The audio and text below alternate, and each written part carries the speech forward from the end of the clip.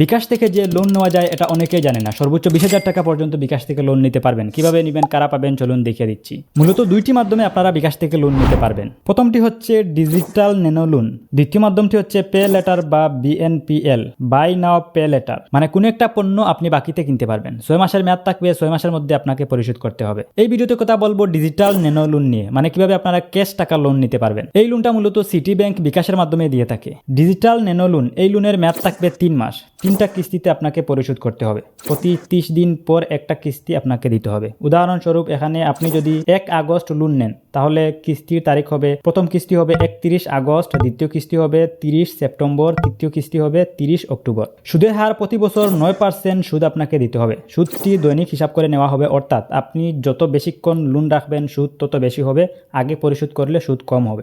মানে প্রতি বছরে আপনাকে 9% সুদ দিতে হবে। আপনি যত দেরিতে টাকাটা পরিশোধ করবেন তত সুদের হার কিন্তু আপনার বাড়বে। আপনি যত আগে পরিশোধ করবেন আপনার সুদের হার কিন্তু তত কম হবে। ঠিক আছে, নির্ধারিত তারিখে কিস্তি সময়মতো পরিশোধ না করলে 2% অতিরিক্ত সুদ বা লেট ফি হিসেবে চার্জ করা হতে পারে। মানে আপনি যদি নির্ধারিত তারিখে কিস্তি পরিশোধ না করেন তাহলে 2% আপনাকে এক্সট্রা চার্জ দিতে হবে লেট ফি হিসেবে।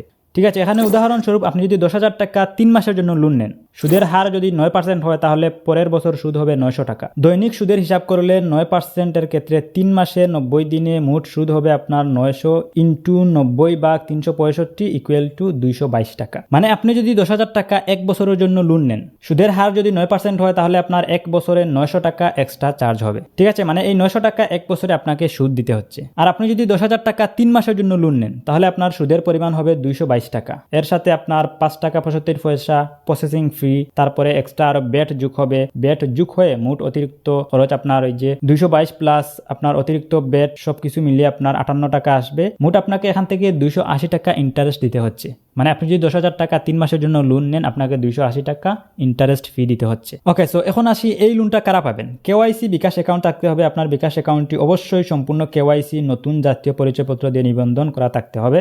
বিকাশে নিয়মিত টাকা আদান প্রদান, mobile recharge, bill payment, merchant payment ইত্যাদি করলে আপনি লোনের জন্য যোগ্য হতে পারেন। মানে আপনাকে নিয়মিত বিকাশে লেনদেন করতে হবে, মোবাইল রিচার্জ, বিল পেমেন্ট এগুলা করলে আপনি বিকাশে লোন নিতে পারবেন। ওকে, সো এখন আসি এই লোনটা কিভাবে নেবেন। এই লোনটা নেওয়ার জন্য বিকাশ অ্যাপসে চলে আসবেন। বিকাশ অ্যাপসে আসার পর এখান থেকে লোন নামে একটা অপশন দেখতে পাচ্ছেন, এই অপশনে একটা ক্লিক করবেন। এই অপশন যদি আপনারা এখানে খুঁজে না পান তাহলে এখান থেকে আরও দেখুন, এই অপশনে ক্লিক করলে আপনারা এখানে পেয়ে যাবেন। আমি এখান থেকে লোন এই অপশনের উপর একটা ক্লিক করে দিলাম।